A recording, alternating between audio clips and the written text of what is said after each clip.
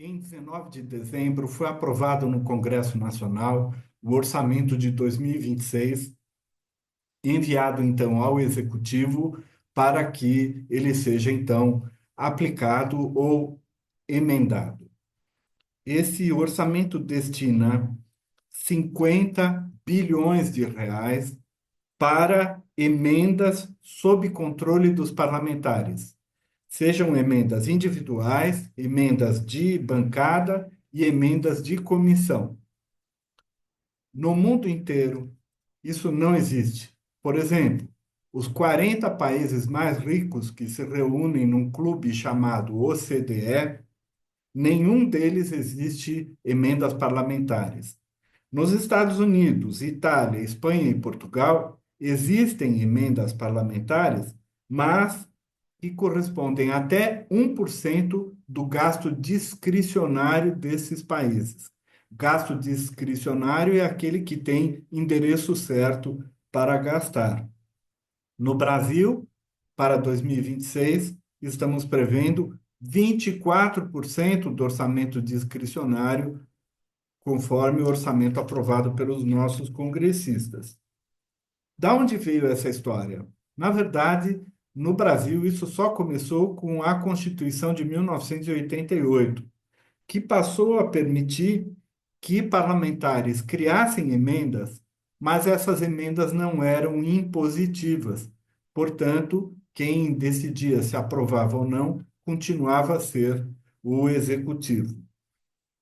Só que a emenda 86 de 2015 criou o orçamento impositivo para o Congresso Nacional, e isto foi fazendo crescer a verba deste orçamento impositivo até que em 2023 chegou a 11% do orçamento discricionário e agora chegou a 24%, para vocês imaginarem o tamanho do crescimento. Em 2023, as emendas parlamentares se tornaram maiores em percentual, 54%, do que o alocado pelo executivo, que ficou com 40 e poucos por cento. Ou seja, de fato, quem faz investimento público no Brasil é o Congresso Nacional.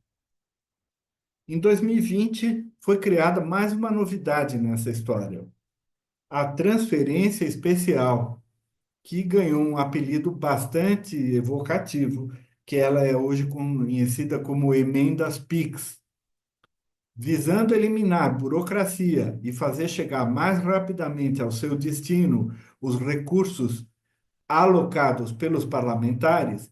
Criou-se então as emendas PIX, totalmente fora do controle do executivo. Com isso, então, não apenas o executivo perdeu o controle de onde todas essas emendas estão sendo consumidas, perdeu o controle sobre a corrupção que pode existir, até porque descobriu-se agora que se usam uma sequência de contas bancárias que impede o controle de quem foi o responsável por desviar determinada verba. É o mesmo estratagema usado pelo crime organizado. Bem, nos Estados Unidos, foi criado desde o início da independência americana um sistema chamado de checks and balances, que foi traduzido para o português de forma diferente como um sistema de freios e contrapesos, significando que o legislativo torna-se o contrapeso para a discricionariedade do executivo. Esse sistema de freios e contrapesos está hoje sendo colocado em xeque pelo governo Trump 2.0. E aqui no Brasil, praticamente deixou de existir nos últimos anos. Ele foi progressivamente sendo eliminado. O mundo inteiro passou a adotar esse sistema a partir de 1945, mas o Brasil só adotou a partir da Constituição de 88. Ou seja, deste ponto de vista de política pública, a gente está atrasado. O que tudo isso significa? Para muitos brasileiros é normal, não importa se é o executivo ou o legislativo que ordenem o investimento público, está tudo bem. Não, eu quero trazer uma comparação única na história da humanidade e extraordinária, a comparação com a China. Sabe por que não existe trem-bala nos Estados Unidos? Porque só dá para construir uma coisa com investimento tão gigantesco como esse se houver um forte investimento governamental, coisa que lá nunca julgaram necessário fazer. No caso chinês, em 2008, a China tomou a decisão de criar os trens de alta velocidade e hoje tem em operação 45 mil quilômetros. Evidentemente, foi um investimento extraordinário, que vai levar 40, 50 anos para ser amortizado. No entanto, ele beneficia a uma boa parte da população chinesa.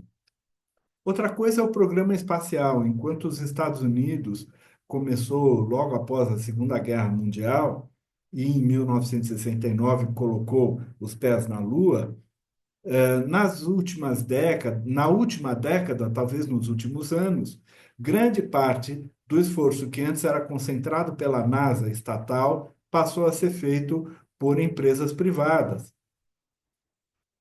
Na China, há 20 anos atrás não existia programa espacial e em 20 anos ela conseguiu não apenas colocar em órbita centenas de satélites, como também ela criou uma estação espacial chinesa que está sendo mantida até hoje e é maior que a americana e fez missões não tripuladas à Lua, passando inclusive pelo lado oculto e trazendo material minerado lá.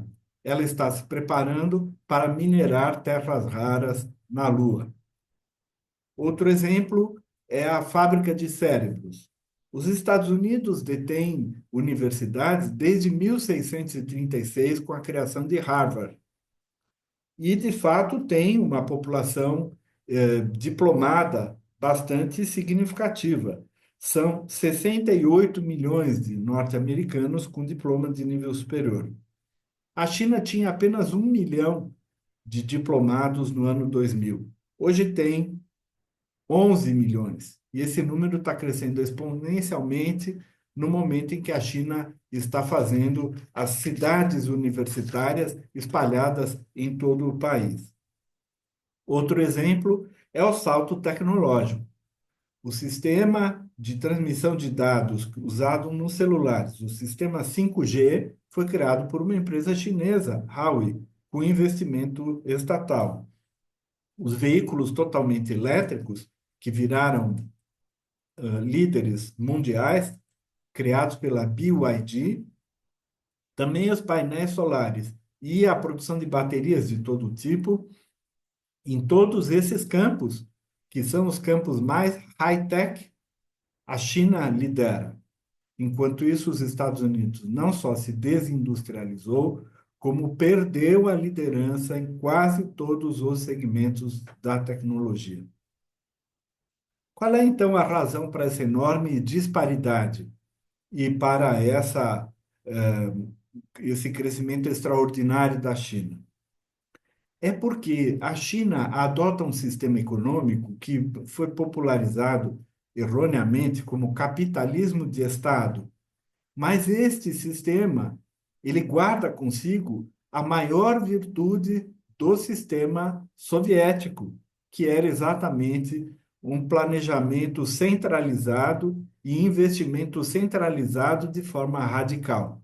Era isso, que fazia com que países soviéticos pobres, como por exemplo a União Soviética, conseguisse se equiparar aos Estados Unidos durante algumas décadas. Enquanto isso, nos Estados Unidos existe a pressão dos lobbies interferindo nos investimentos públicos e no Brasil aqui as emendas PIX. Esta então é a grande diferença. Por isso quero completar dizendo que o sucesso de um país não depende nem de mitos nem de milagres. Depende de política pública, de planejamento e investimento.